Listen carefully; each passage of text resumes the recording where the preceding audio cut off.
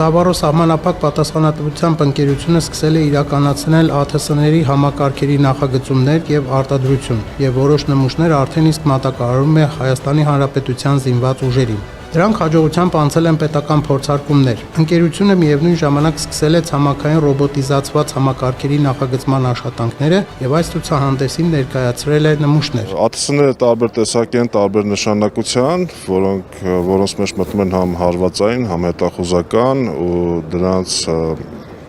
տարբեր նշանակության, տարբեր խորհուրդների համար նախատեսված մարտական մասերից սկսած մինչև էլեկտրոնիկա եւ ծրագրային ապահովում իրականացման ընկերության կողմից ամբողջությամբ կատարվում է Հայաստանում։